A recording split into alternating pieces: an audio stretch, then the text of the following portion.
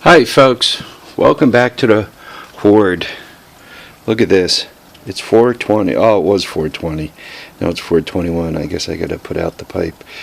Anyway, so 420, February 21st, Friday, 37 degrees. By the way, I was kidding about the pipe. I'm beyond those days. So, where are we? Seems that I always start out with a weather report. So, snow's melting, and it played havoc on my hoop buildings. You know, the sheds seem to have come through it okay. The snow's melting off the roofs. Let me show you out this way also. Yeah, I don't know how many of you guys watch Volkswagen Darren, but he just put up a video of driving along Daytona Beach and his daughter going swimming, Holly.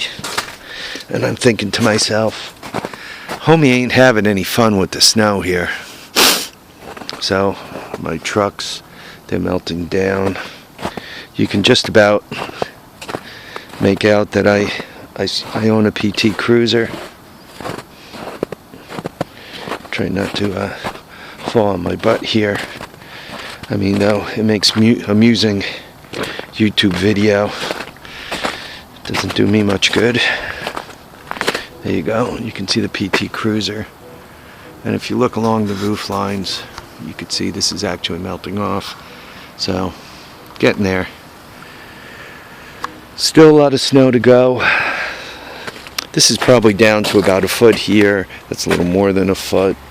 So it's probably compressed, you know, I don't know, not quite half, let's say a third, depending where you are. I mean, it didn't seem to compress much there, or there was just a lot more. Let me show you the hoop buildings, just in case you build these. You got to realize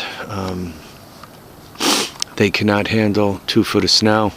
It seems that 8 inches is about what they could handle. After that, it's dubious about how well they're going to survive. So, just unsupported hoops. Once again, 6 inches is about good for them.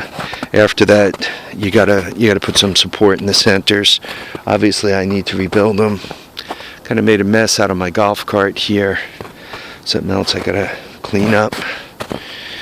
So, came up here to the upper garage, you know, trying to kind of get a little bit of a normal life going again. The upper garage is good. I can think up here. Don't have interruptions of the telephone. You know, my wife, the piano students' parents. You know, I could actually just focus on what I'm playing with up here. As you guys could see, I'm pulling the rear end out of this thing. Really not that big a deal. The rack was on, so the rack had to come off first. And you can see there were basically 2 bolts holding it to the sissy bar in the back here. These guys, they just had them tie wrapped to really nothing. Kind of a tie wrap went around this thing, so I'm not thinking that rack was doing all that much other than looking pretty. Fenders, these are the 2-piece fenders, right? 2 separate pieces. So you just undo the bolts along the seam just like a car fender. No big deal. This one's in pretty decent shape, right? The other one, let's put this up high and out of the way for the time being. The other one kind of has an issue on the end, as you guys could see, right? So looking at this, I could probably, you know, kind of tack the plastic, warm it up, tack it on there, maybe with a soldering iron. That's what it looks like they used here to mount these holes. Then this plate, kind of extend the plate a little further underneath, bolt it up again, and it should be fine. Or I can possibly even take that red plastic out of there and just kind of move this up a little more. It won't match side to side, but it'll function. Other than that, this fender appears to be in nice shape too. I don't know, I haven't tried it yet, but I think all this paint and all, I think I can buff it off with steel wool. Don't know, haven't tried it. So that's what my lean would be. And then once you steel wool it, you gradually see what else you could do to put the shine back on the plastic. I don't know if I'm going to use a buffing wheel or whatever.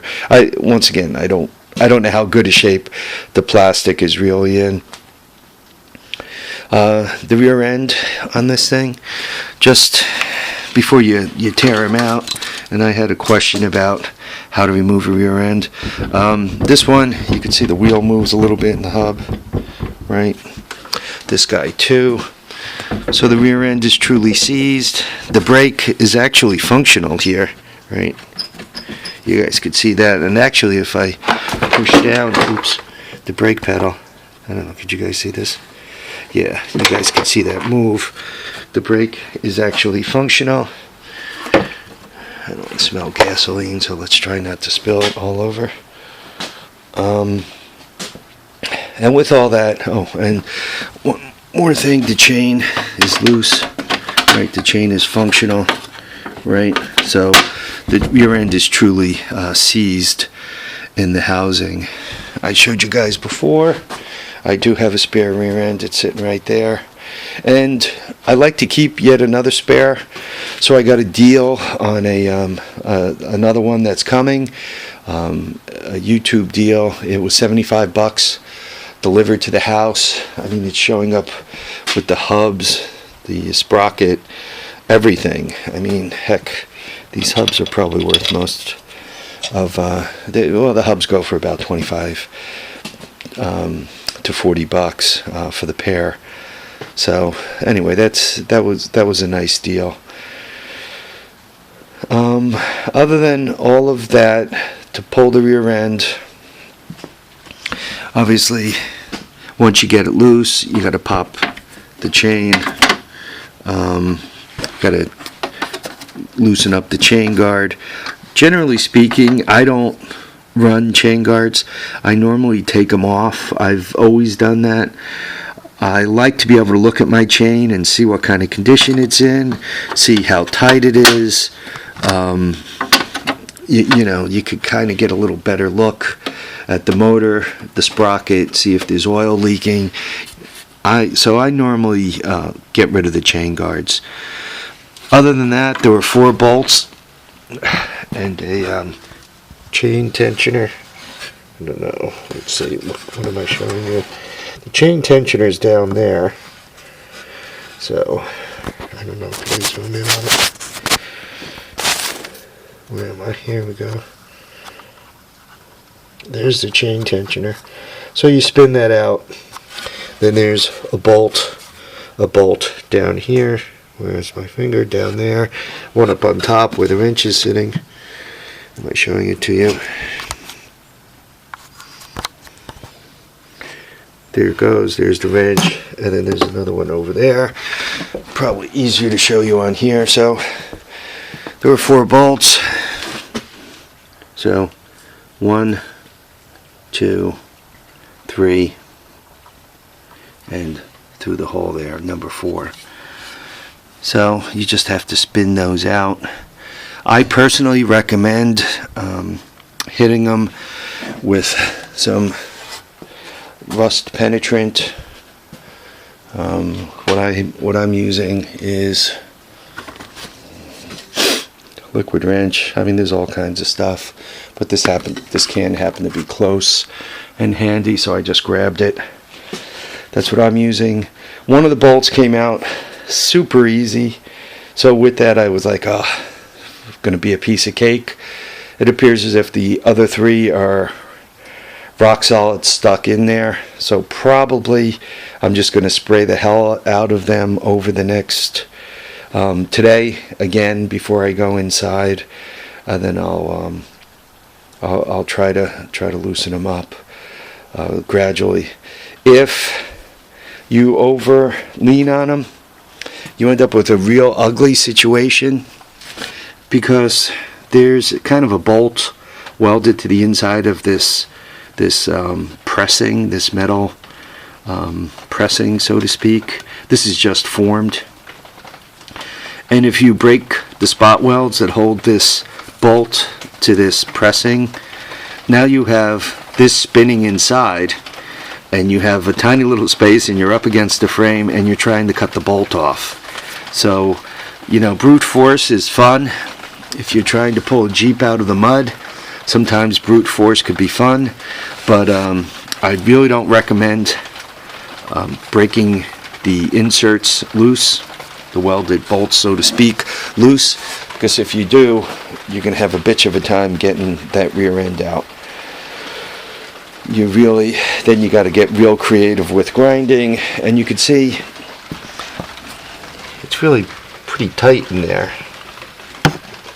So you end up trying to get your Sawzall in there and cut them that way, but once again, as the blades going in and out, the bolts turning, you end up with a real bear of a situation. So really put your penetrating oil on there. If you feel the bolt binding, back it off, put more oil on it, back and forth, take it nice and slow, don't do anything stupid, and your life will be better. Yeah, one of the guys bought one, and he was saying, "Oh, I'm going to put it in my trunk. I just want to pull the rear end." And I'm kind of like, pulling the rear end on these things is like, you know, kind of climbing Mount Everest. You know, a good idea when you're flying over it with an airplane, because the airplane did all the work. Not such a good idea when you have to put on an oxygen tank and start climbing all those, I don't know how tall Mount Everest is, 9,500 feet, 10,000 feet, whatever the heck it is, 5,000 feet, when you got to start hauling your tail up it, right? Much easier to fly over than to climb it. So, once again, oil these down. About work, very, very strange. Really can't say goodbye to anybody yet, but you know, the layoff talk is all over the place, all over the rumor mill. And there's rumors and counter rumors. Management has set forth a rumor saying that given that we're manufacturing, and I'm in a support group, equipment engineering, maintenance of manufacturing, that we're not going to be touched. So you got people walking around going, no problem, I'm not going to be touched. And then there's the, I trust my sources fairly well, so then there's the rumors of it's going to be huge cuts, 10% to manufacturing and 20% to all the support groups, my group, which going to be a lot of bodies. So next week it's supposed to happen on a Tuesday. What happens is we work a 24/7 schedule, and the way we work it is on Tuesday you have an outgoing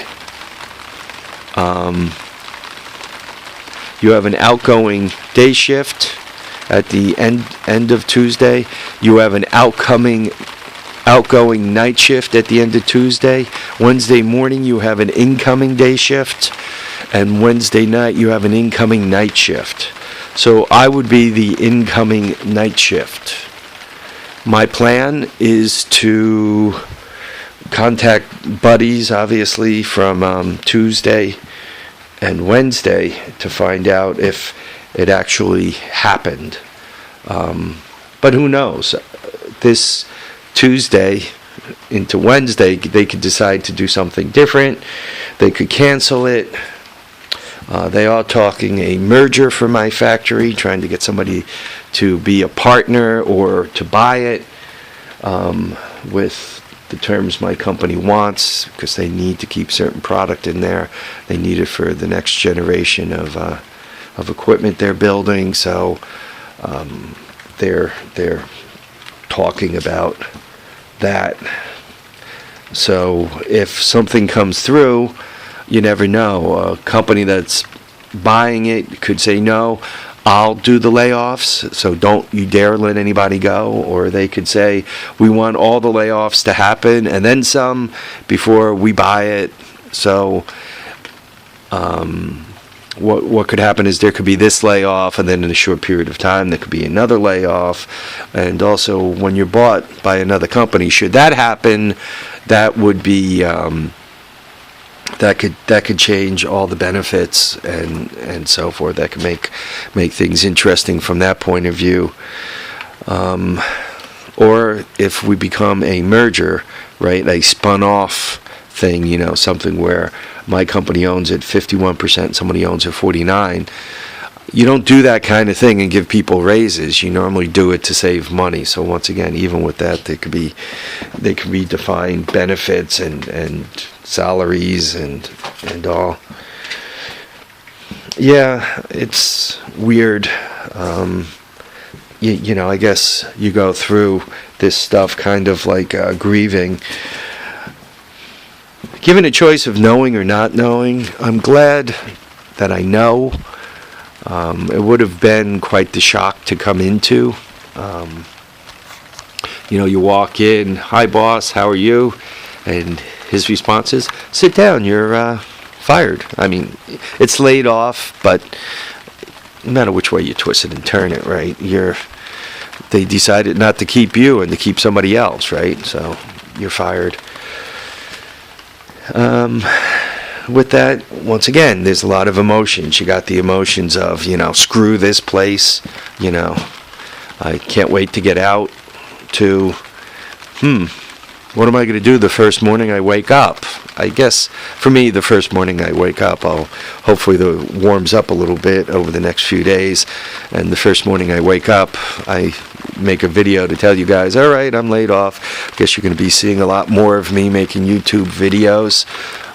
I actually have to turn some of this into a break-even proposition. Not that it's ever going to be a moneymaker, but if I could get it to break even, that wouldn't be a bad thing. So anyway, that's where it is.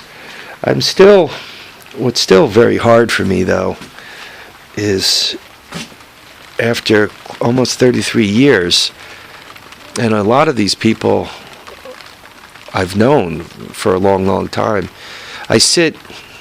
Our shop, so to speak, is a conference room, and we all kind of park our computers there, our lunches and all that. We kind of go in and out of there as necessary to go downstairs to the basement, or into the fab, or up to the fan deck on top. So it's just a convenient place. It's right outside the door where there's an elevator to go down or up, or the door to get into the fab itself. So it's just the right place.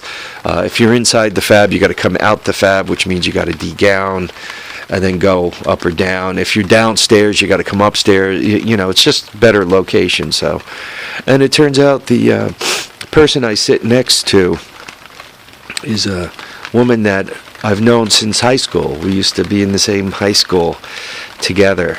So this person actually junior high also. So this person I've known for 40 years, 45 years, right? Suddenly we're going to be, departed, so to speak. I've never dated her or anything. We flew in different circles, but it's an old friend. It's somebody who knows you, who when you walk in, you could say, "Hey, how you doing?" And you almost know the answer before they say, because you could see it in their face, you could see it in their eyes, you could see it in their body language. As you guys can hear, it's raining out, so hopefully that'll melt the snow quicker. This situation right here has me a little concerned. There's quite a bit of weight on that sunroom. and I really can't go up there to do anything about it. If you look further up on the roof, you can see a lot of it's thinned down and melted. So I guess that's all good news. This is getting to be a very long video. So for those of you who've made it all the way to the end, thank you. Thank you for watching it and listening to me ramble. Thanks for watching, commenting, subscribing. Remember to keep your feet down, your tires down, your tracks down, your handlebars, your head, and your steering wheel up. Thanks for watching, commenting, and subscribing. Bye now, folks.